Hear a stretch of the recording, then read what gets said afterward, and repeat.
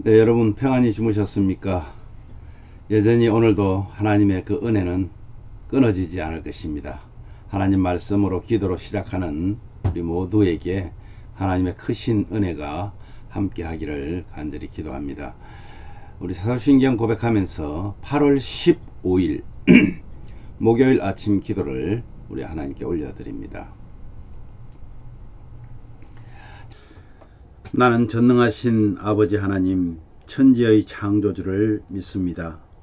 나는 그의 유일하신 아들 우리 주 예수 그리스도를 믿습니다. 그는 성령으로 잉태되어 동정녀 마리아에게서 나시고 본디오 빌라도에게 고난을 받아 십자가에 못 박혀 죽으시고 장사된 지 사흘 만에 죽은 자 가운데서 다시 살아나셨으며 하늘에 오르시어 전능하신 아버지 하나님 우편에 앉아 계시다가 거기로부터 살아있는 자와 죽은 자를 심판하러 오십니다. 나는 성령을 믿으며 거룩한 공교회와 성도의 교제와 죄를 용서받는 것과 몸의 부활과 영생을 믿습니다. 아멘. 찬송가 524장 갈 길을 밝히 보이시니 우리 찬양합니다.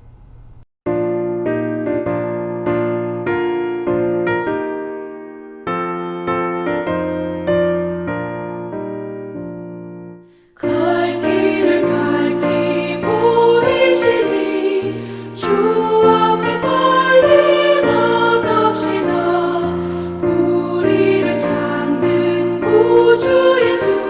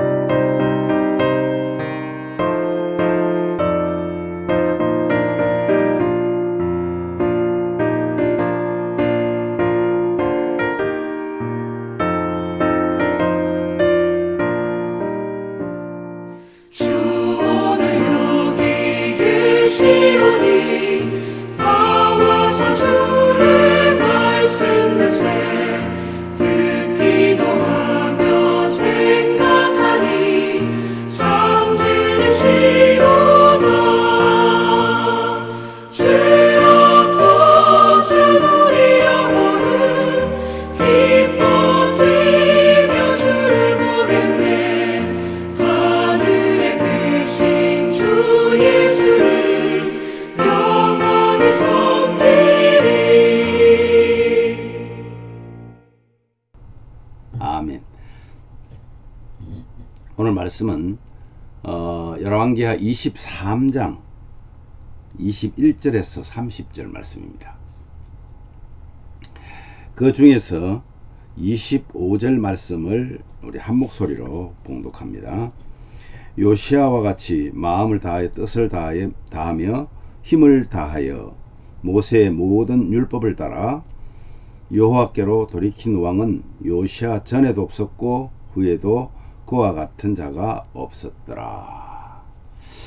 네, 오늘 이 말씀의 그 요지는 요시아 왕이 하나님께로 돌이켰다 하는 그런 사람입니다.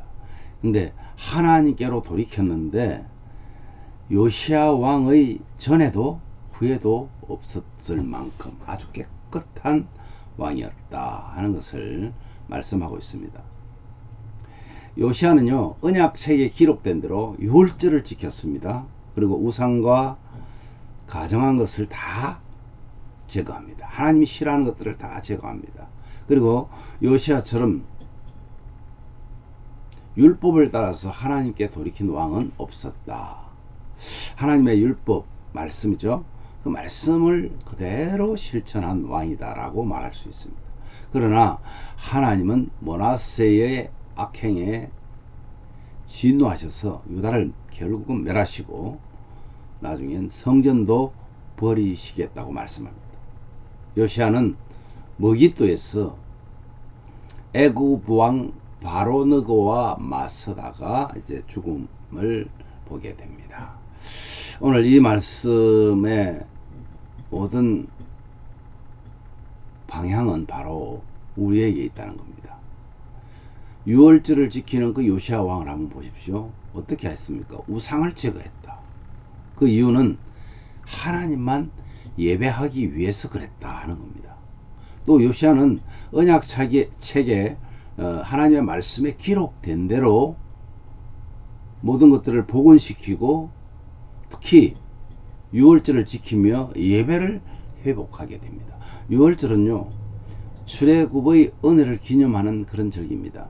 요시아는 철저한 유월절 준수를 통해서 하나님의 구원을 기억하고 하나님 백성의 정체성을 회복하려고 했던 그런 왕입니다. 이렇듯이 율법 준수에 힘쓴 요시아는 하나님 앞에 전무후무한 왕으로 칭찬을 받습니다. 할아버지 히스기야보다 훨씬 더 칭찬을 받았습니다. 그가 마음과 뜻을 다하고 힘을 다해서 우상과 미신을 제거하고 율법의 말씀을 이루면서 하나님께로 돌이켰던, 그래서 하나님께 인정받은 사람은 그분 말씀에 철저히 순종하는 사람임을 보여주는 모범이 되었습니다. 여러분, 하나님 말씀에 철저히 순종하는 사람, 그 사람은 하나님께 인정받을 수밖에 없습니다. 하나님을 향한 사랑은 그분 말씀에 대한 온전한 순종으로 표현이 됩니다. 여기 유월절은요, 하나님이 애굽의 장자를 죽이시던 밤에 이스라엘의 그 장자들을 살리신 은혜를 기념하는 절기입니다. 요시아는 그 은혜를 기억하지 하라고 말하지 않고 율법에 기록된 대로 너희의 하나님을 위하여 유월절을 지키라고 말합니다. 대단한 업적을 쌓은 것도 하나님을 위한 일일 수 있습니다. 그러나 무엇을 행하느냐 보다가 무엇을 하나님 말씀대로 행하느냐, 아무거나 행하는 것이 아니라 어떤 것이 중요한 것은 하나님의 말씀대로 행하는 것이 더 중요하다는 겁니다. 말씀의 순종은 구원인 은혜를 아는 자의 마땅한 반응입니다. 그럼에도 불구하고 요시아도 죽음을 맞이합니다. 여러분, 요시아의 철저한 순종은 하나님의 용서를 기대하게 합니다. 지금까지 아무리 악한 왕이라도 회개하면 하나님이 용서해 주셨기 때문입니다. 하지만 하나님은 유다를 향한 진노는 돌이키지 않으셨습니다. 므낫세의 극악한 죄 때문이었습니다. 요시아와 동시대에 활동했던 예레미야도 유다에 대한 심판이 정해졌기 때문에 모세와 사무엘이 하나님 앞에 섰다 할지라도 그분의 마음을 바꿀 수 없다고 예언합니다. 요시아의 철저한 개혁도 유다를 하나님의 심판으로 구하지를 못했습니다. 다만 그 속도를 늦출 뿐이었습니다. 요시아는요, 39세에 애굽과의 전쟁에서 죽어 예루살렘에 장사됩니다. 비록 갑작스럽게 죽음을 맞이했지만은 그는 평안히 묘실에 묻힌, 왕들이 묻히는 그 묘실에 묻힌 마지막 왕이 되었습니다. 사랑이 율법과 별개로 작용할 수 있다는 생각은 착각일 것입니다. 그것은 나쁜 신학일 뿐만 아니라 잘못된 심리학입니다. 사랑이 율법과는 별개로 작용할 수 없습니다. 올바른 사랑은요, 사랑할 눈은, 그러니까 올바로 사랑할 눈은 어떻게 돼요? 율법에서 빌려야 한다라고 생각하면 됩니다.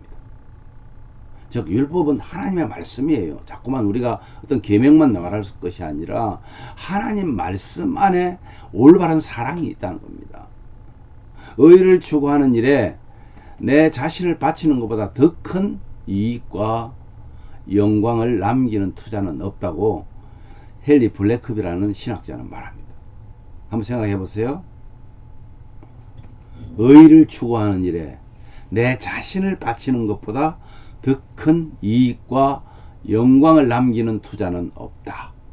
여러분, 오늘 한번 깊이 생각해 볼 말씀입니다. 사랑하는 가족 여러분, 마음과 뜻을 다해서 하나님의 말씀을 읽고 묵상함으로 우리의 삶의 변화를 이루어내어야 합니다. 그래서 말씀이 우리에게 너무나 필요합니다. 오늘도 선한 마음으로 정말 소금과 빛의 사명을 감당하기를 원하는 우리 모든 가족들이 정말 주 안에서 행복하기를 기도합니다.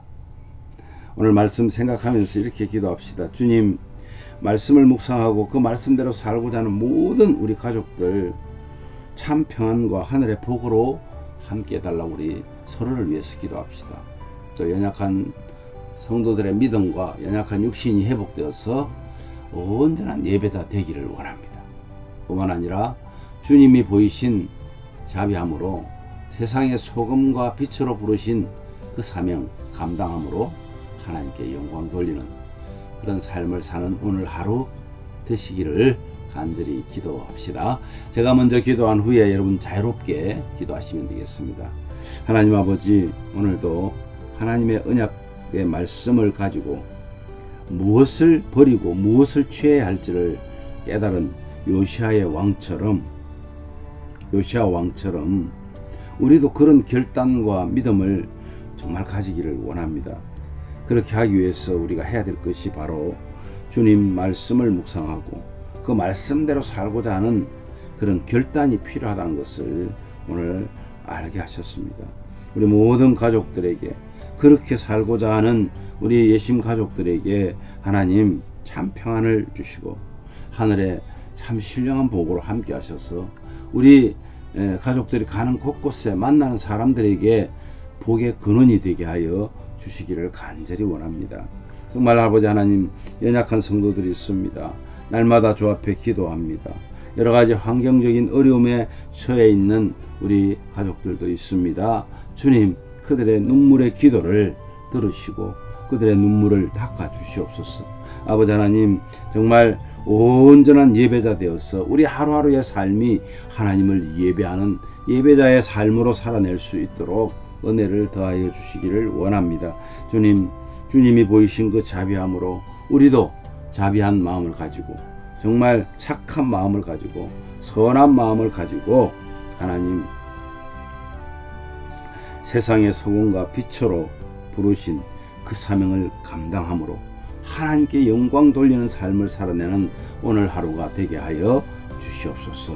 주님의 크신 은총과 그 영광이 아버지 하나님 우리를 통해서 드러날 수 있기를 원합니다. 아버지, 많은 사람들에게 우리가 복음을 전하지 못한다 할지라도 가장 가까이 있는 우리 가족들에게, 형제들에게, 자매들에게 복음을 전할 줄 아는 그런 믿음의 사람들이 되게 하여 주시옵소서. 오늘도 우리와 함께 하실 그 주님을 찬양하며 거룩하신 예수님 이름으로 기도하옵나이다. 아멘.